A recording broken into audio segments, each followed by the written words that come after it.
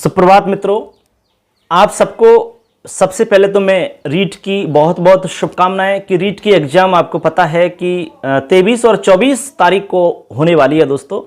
और जितने भी हमारे साथी हैं जो तैयारी में लगे हुए हैं उन सब के लिए अग्रिम शुभकामनाएं।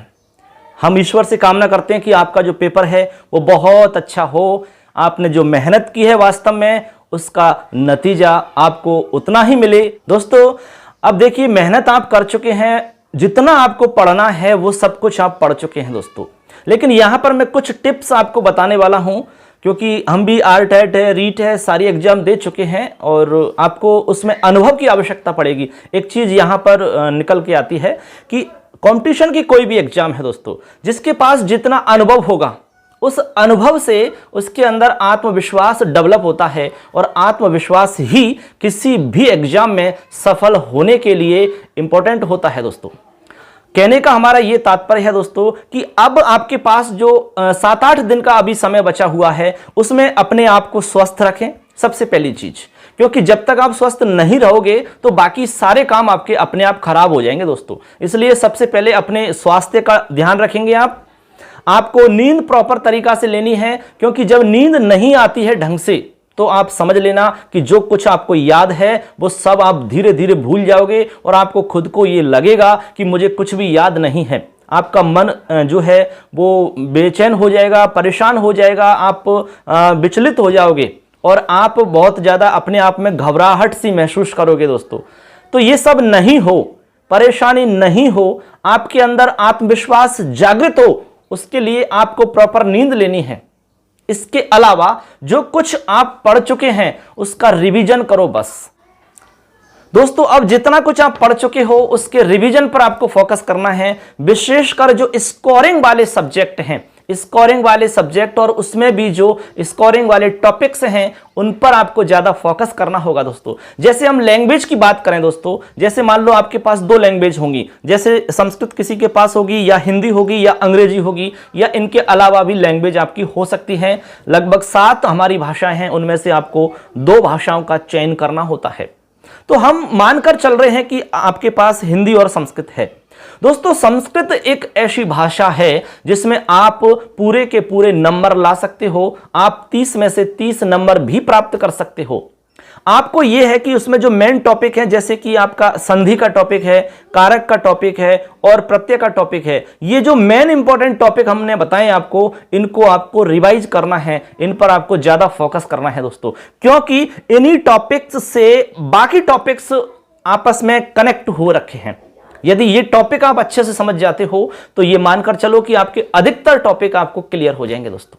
इसलिए आपको इन टॉपिक्स पर ज्यादा से ज्यादा फोकस करना होगा। ये आपके वो टॉपिक्स हैं जो आपको ज्यादा से ज्यादा नंबर दिलवा सकते हैं। आपको पता है कि कारक यदि आप अच्छे से समझ जाते हैं, कारक के नियम आप अच्छे से समझ जाते हैं तो आप अनुवाद कर लोगे, वाच्य परिवर्तन आप कर लोगे, अशुद्धि संशोधन आप कर लोगे, ठीक है। इसके अलावा समास में आप विग्रह करते हो तो वो आप कर लोगे, समास करने में आपको दिक्कत नहीं आएगी, ठीक है। और भी बहुत सारे काम हैं। कोई प्रश्न है उसका हिंदी अर्थ करने में आपको प्रॉब्लम नहीं आएगी, उस प्रश्न को समझने में आपको दिक्कत नहीं आएगी, उत्तर ढूंढने में आपको दिक्कत नहीं आएगी, शिक्षण विधियों को समझने में आपको सहायता मिलेगी। तो कुल मिला के सब जगह पर उसका लाभ आपको मिलने वाला है।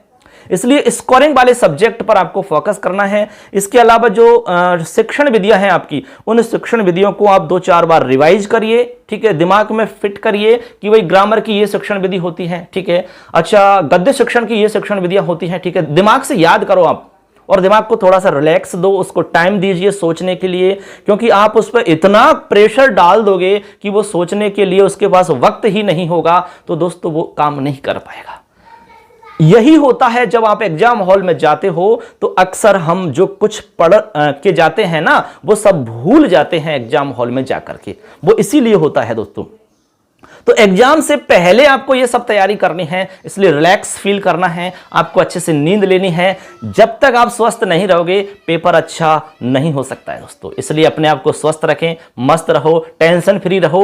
अरे अब तक आपने जितना पढ़ा है ना दोस्तों वही आपके काम आएगा, बस इससे ज्यादा अब आगे आप कोई ज्यादा नई किताबें, कुछ नया मैटर, कुछ भी कंटेंट आप नया मत देखो दोस्तों। बस थोड़ा थोड़ा सा आपको उसी चीज को देखते रहना है जो आप पढ़ चुके हैं। हाँ, एक बात हम आपसे जरूर कहना चाहेंगे कि इससे पहले दोस्तों राजस्थान में जितने भी आरटेट या रीट के पेपर हो चुके हैं, उन पेपरों को यदि आप देख लेते हो तो बेशक आपको बहुत फायदा मिलेगा दोस्तों, इसमें कोई संदेह नहीं है। आपको पता है कि जो पेपर आएगा उसमें पुराने पेपर्स का काफी कुछ मैटर आपको मिल जाएगा, क्योंकि हमने सारे पेपर सॉल्व करवा रखे हैं। यदि संस्कृत भाषा की बात करें तो राजस्थान में आज तक जितने भी पेपर हुए हैं आरटेट या रीट को लेकर के, वो सारे के सारे पेपर आपको हमारे चैनल पर सॉल्व किए हुए मिल जाएंगे। ठीक है, तो उनको आप चाहो तो देख सकते हो, यदि आपके पास समय है तो आप देख सकते हो समय निकाल करके। यदि आपने पहले से देख रखे हैं तो कोई दिक्कत ही नहीं है। यदि आपके पास से उनकी पीडीएफ मिलती है आंसर सहित तो वो ज्यादा मतलब सही रहेगा, क्योंकि अभी समय कम है इस वजह से। यदि आपके पास थोड़ा सा समय होता तो आप उनको देख सकते थे पूरे के पूरे। लेकिन दोस्तों इससे पहले जो रीट का पेपर हुआ है उसको आप देख लेना एक बार, ठीक है। 4 पेपर हैं उसके, वो 4 पेपर आप देख लेना, यानी कि लेवल फर्स्ट के 2 पेपर हैं और लेवल सेकंड के 2 पेपर, इसलिए 4 पेपरों को आप अच्छे से देख लोगे तो आपको ये अंदाजा लग जाएगा कि इस टॉपिक से इस तरह के प्रश्न बन जाते हैं। दोस्तों ये तो हो गई कि आपके थोड़े मैटर से संबंधित। अब संस्कृत की तैयारी आप कर रहे हैं ना, इसी तरह से आप हिंदी की तैयारी कर सकते हो, कोई प्रॉब्लम नहीं है, क्योंकि हिंदी और संस्कृत दोनों लगभग सेम रहते हैं। काफी कुछ मैटर उसमें मैच करता है दोस्तों। शिक्षण विधियों में भी आप देख लेना, बहुत सारे आपको शिक्षण विधियों का मैटर मिल जाएगा। इसके अलावा संधि समास कारक इत्यादि में भी आपको बहुत आपस में रिकनेक्ट मिलेगा मैटर, तो यहां पर एक दूसरे की सहायता आप ले सकते हैं। इसके अलावा साइकोलॉजी की बात आती है, बहुत सारे बच्चे कह रहे हैं कि साइकोलॉजी में सर हम ज्यादा किसको पढ़े। देखो दोस्तों ऐसा है कि आपको देखना तो सारा कुछ है ही, खैर अब उसमें मेन बातें देखो आप। जैसे मान लो कि बाल विकास है, अब बाल विकास की जो मेन परिभाषाएं उनको देख लो, 1 तो 2 4 5, ठीक है। इसके अलावा बाल विकास के जितने भी सिद्धांत हैं उन सारे के सारे सिद्धांत को आप देखिए दोस्तों, क्योंकि सिद्धांत से प्रश्न बनता है, सिद्धांत से प्रश्न आपके कथन के रूप में भी बन जाता है, ठीक है। किसका सिद्धांत है वो पूछ लिया जाता है। इसके अलावा आपके व्यवहार पर आधारित तो सिद्धांत को पूछ लिया जाता है, इसलिए वो सिद्धांत आपके समझ में आना चाहिए, रटने से ज्यादा वो समझ में आना चाहिए दोस्तों कि वो सिद्धांत क्या रहा है। जैसे कि निरंतरता का सिद्धांत है, अब ये क्या इसका मतलब है, इससे क्या तात्पर्य है, इसको हम किस प्रकार अप्लाई करेंगे, वो चीज आपको समझ में आनी चाहिए। इसके अलावा जैसे मान लो आप अभिप्रेरणा पढ़ रहे हैं तो अभिप्रेरणा की परिभाषा आपको 2-4 याद होनी चाहिए।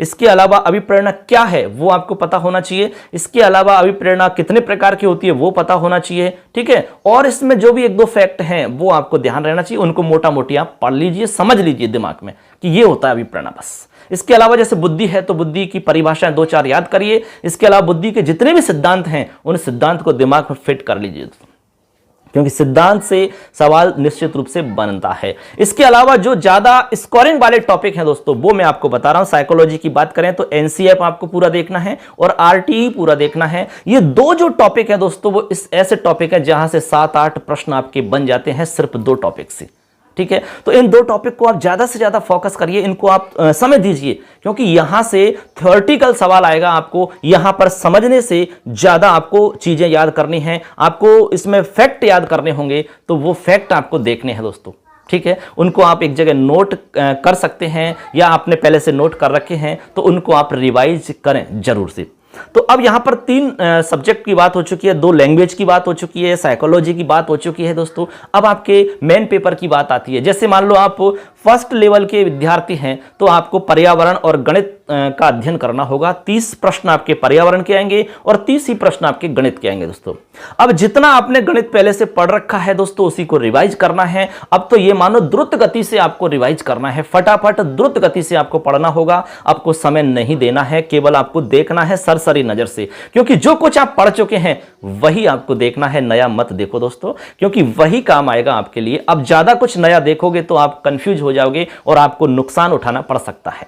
इसके अलावा जैसे पर्यावरण है तो पर्यावरण में जो मेन टॉपिक्स हैं उनको आप देख लीजिए। जैसे कला संस्कृति है उसको आप देख सकते हैं। इसके अलावा आपके जो और इतिहास वाले टॉपिक है उनको देख सकते हैं। यदि आपके पास बुक्स हैं एनसीईआरटी वाली, यदि आपने पहले से खरीद रखी है और पहले से पढ़ रखा है तो उनको आप एक बार रिवाइज करके जरूर जाना। इसके अलावा उन बुक्स के अंदर जितने भी ऑब्जेक्टिव टाइप क्वेश्चन हैं उनको जरूर देखना दोस्तों। इस बात का ध्यान रखना, क्योंकि उनमें से कई सारे प्रश्न आपको एग्जाम में मिल जाएंगे।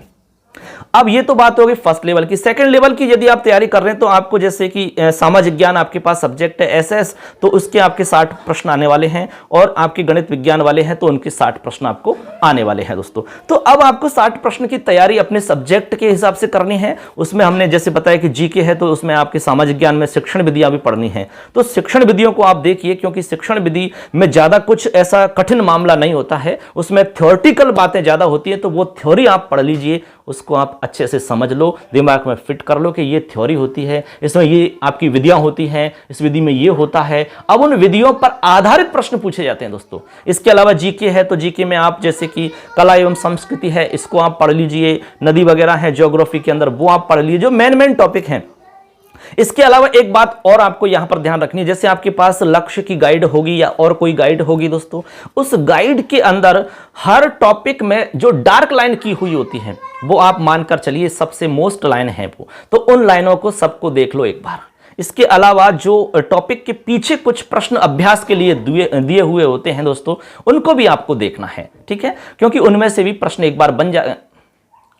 इसके अलावा दोस्तों हर टॉपिक के पीछे कुछ प्रश्न अभ्यास के रूप में वहां पर आपको मिलेंगे, तो उनको भी एक बार आप देख लेना, क्योंकि वहां से भी प्रश्न कई बार बन जाते हैं। तो इस तरह से आपको दोस्तों तैयारी करनी है, ज्यादा टेंशन लेनी नहीं है, बिल्कुल फ्री अपने आप को रखना है, पर्याप्त आपको नींद लेनी है, अच्छे से खाना पीना आपका बढ़िया रहना चाहिए, क्योंकि तभी तो आप एग्जाम दे पाओगे दोस्तों। अरस्तु की उस बात को याद रखना कि स्वस्थ शरीर में स्वस्थ मस्तिष्क का निवास होता है। जब तक आपका ये शरीर स्वस्थ नहीं होगा दोस्तों, आप बीमार पड़ जाओगे, टेंशन में आ जाओगे, परेशान हो जाओगे, तो आप एग्जाम दे नहीं पाओगे। एग्जाम दोगे तो आपका एक पेपर अच्छा नहीं हो पाएगा। इसलिए सारी बातें छोड़ दो, अच्छा होगा सब कुछ यदि आपने वास्तव में ईमानदारी से मेहनत करी है। तो ईश्वर पर विश्वास रखो, अपनी मेहनत पर विश्वास रखो, निश्चित रूप से आपका पेपर बहुत अच्छा होगा दोस्तों।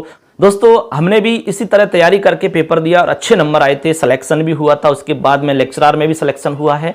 तो हम आपको वही अनुभव बता रहे हैं जो हमने मतलब प्रैक्टिकल में जो अनुभव प्राप्त किए हैं दोस्तों। इसलिए बिल्कुल टेंशन फ्री रहिए। इसके अलावा 2-3 बातें और आपको ध्यान रखनी है। जैसे आप एग्जाम हॉल में जाओगे तो एग्जाम हॉल में आपको जैसे ही ओएमआर सीट मिलेगी और पेपर मिलेगा, तो उसके ऊपर निर्देश जो हैं, ठीक है, पेपर के साथ ही ओएमआर सीट आपको मिलेगी, तो पेपर के ऊपर जो आपको निर्देश लिखे हुए होते हैं उनको जरूर पढ़ना दोस्तों, क्योंकि आपको समय मिलता है 4-5 मिनट 10 मिनट का जो समय रहता है, उसमें आप उनको एक बार पढ़ लीजिए निर्देशों को, कोई दिक्कत नहीं है, ठीक है। उससे आपका थोड़ा सा मनोबल अच्छा रहेगा, आपको जानकारी हो जाएगी सब कुछ।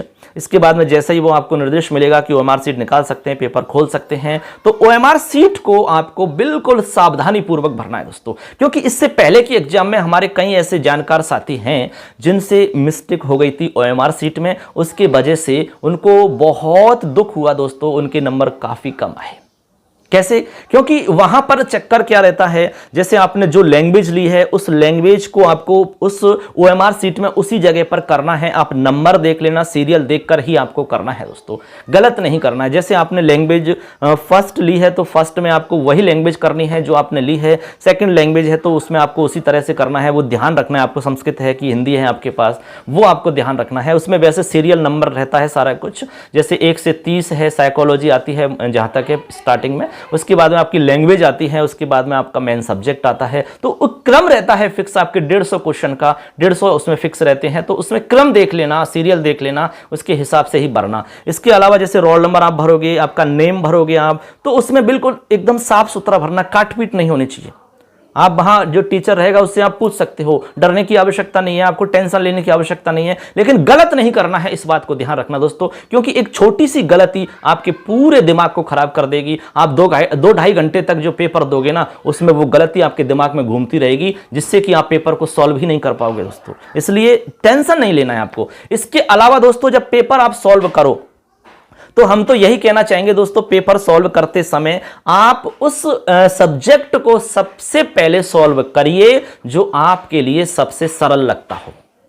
क्यों? क्योंकि यही तो साइकोलॉजी है। यदि आप मान लो साइकोलॉजी में फंस गए और मान लो कि आपको लगातार 4-5 प्रश्न नहीं आए, तो आपका दिमाग है ना खराब हो जाएगा। यही तो साइकोलॉजी है। इसका जो इफेक्ट है वो आगे पेपर में पड़ेगा, आपका पेपर और भी खराब हो जाएगा। इसलिए आपको जैसे हिंदी अच्छी लगती है, हिंदी के सवाल पहले करिए आप, कोई दिक्कत नहीं है। संस्कृत अच्छी लगती है तो संस्कृत के पहले सवाल करिए आप, कोई दिक्कत नहीं है। जीके अच्छा लगता है, जीके के सवाल आप पहले करिए, कोई दिक्कत नहीं है। उसके बाद में साइकोलॉजी करना है तो वो आप उसको करिए।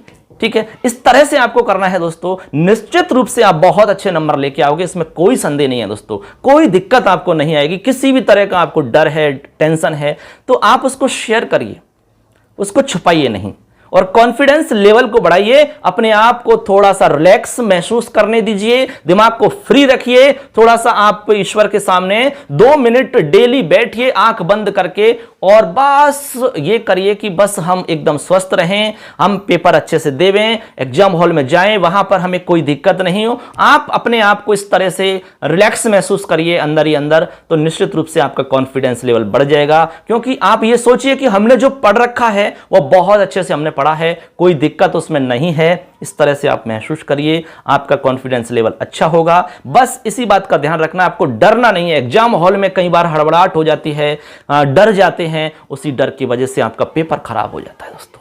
बस तो ये सारी छोटी छोटी बातें हैं दोस्तों। थोड़ा सा आपका 10-15 मिनट का जो समय लिया है वो काफ़ी इंपॉर्टेंट है आपके लिए, इसलिए हमने ये वीडियो आज बनाई है दोस्तों। तो निश्चित रूप से इसको देखना है, अपने दोस्तों को भी बताना है, और चैनल को सब्सक्राइब कर लेना, क्योंकि जो मेन पेपर आपका जनवरी में होगा उसकी यहाँ पर क्लासेज आपको फ्री मिलेंगी इस चैनल पर, तो आप वो ज्वाइन कर सकते हैं। कोई दिक्कत आपको नहीं आएगी। साइकोलॉजी है, संस्कृत है, हिंदी इत्यादि की आपको क्लासें यहाँ मिल जाएंगी दोस्तों।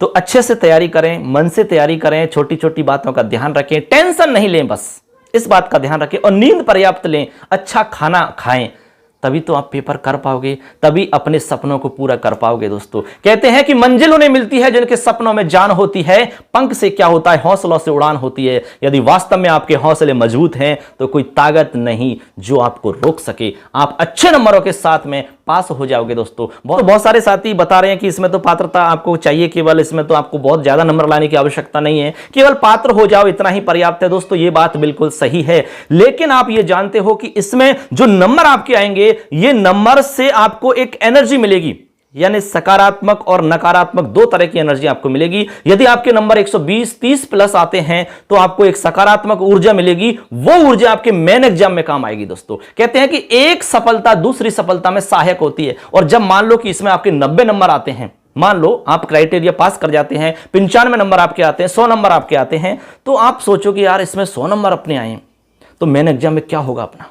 कितने सारे लोगों के 100 नंबर आए होंगे, तो अपना होगा क्या, उसमें कितने नंबर आप ला पाओगे उसमें दोस्तों। ऐसा अंदर से आपको महसूस होगा, निश्चित रूप से होगा, आप देख सकते हो बाद में।